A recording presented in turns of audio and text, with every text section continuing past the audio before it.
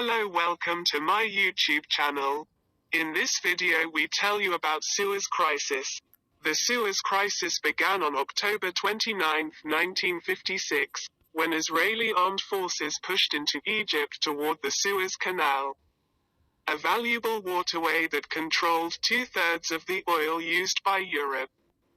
In July of that year, Egyptian President Gamal Abdel Nasser nationalized the canal.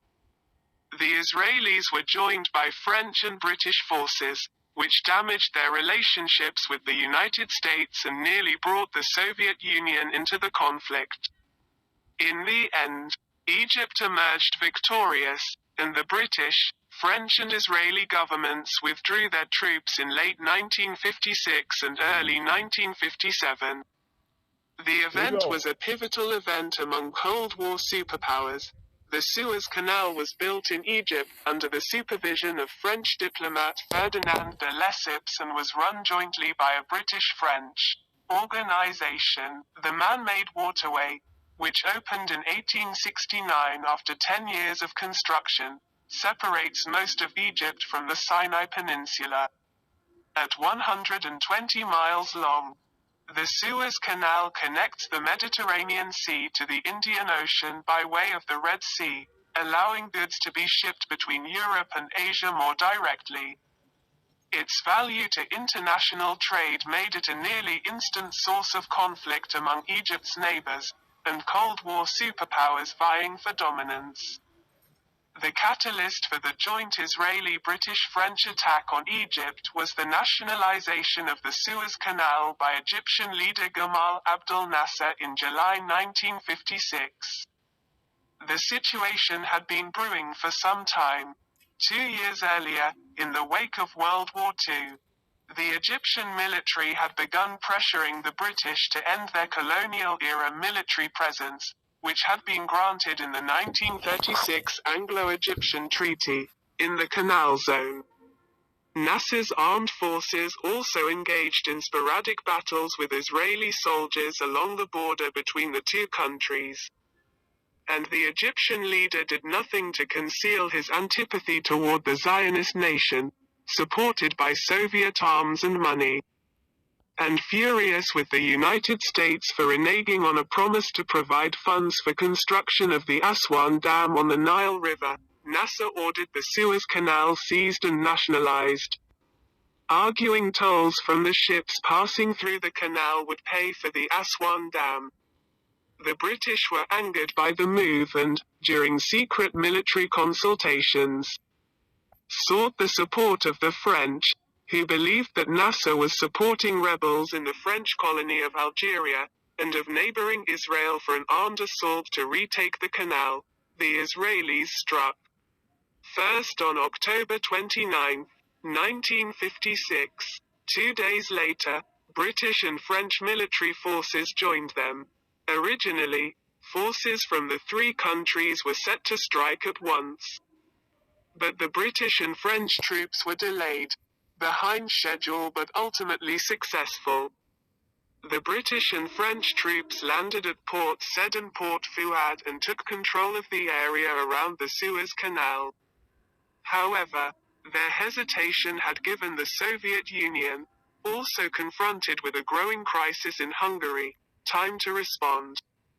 The Soviets, eager to exploit Arab nationalism and gain a foothold in the Middle East, supplied arms from Czechoslovakia to the Egyptian government beginning in 1955, and eventually helped Egypt construct the Aswan Dam on the Nile River after the United States refused to support the project. Soviet leader Nikita Khrushchev railed against the invasion and threatened to rain down nuclear missiles on Western Europe if the triple Israeli-French-British force did not withdraw.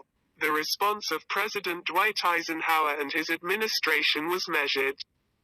It warned the Soviets that reckless talk of nuclear conflict would only make matters worse, and cautioned Khrushchev to refrain from direct intervention in the conflict. However, Eisenhower and Secretary of State John Foster Dulles also issued stern warnings to the French, British and Israelis to give up their campaign and withdraw from Egyptian soil.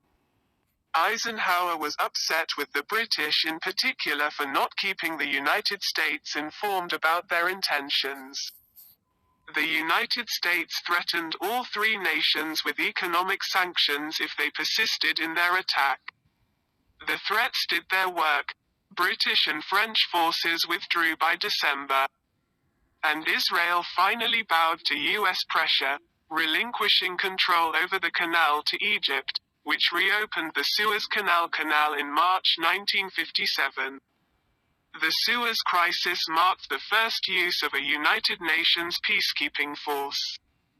The United Nations Emergency Force, UNEF, was an armed group dispatched to the area to supervise the end of hostilities and the withdrawal of the three occupying forces.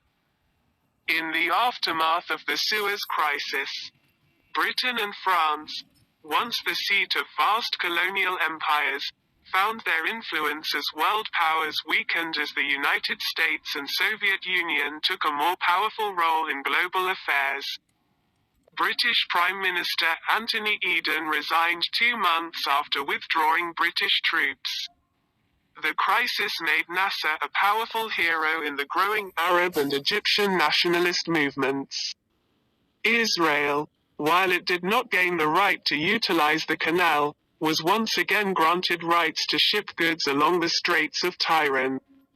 10 years later, Egypt again shut down the canal following the Six-Day War in June 1967.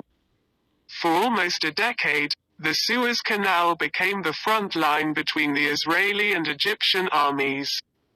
In 1975, as a gesture of peace, Egyptian President Anwar el-Sadat reopened the Suez Canal.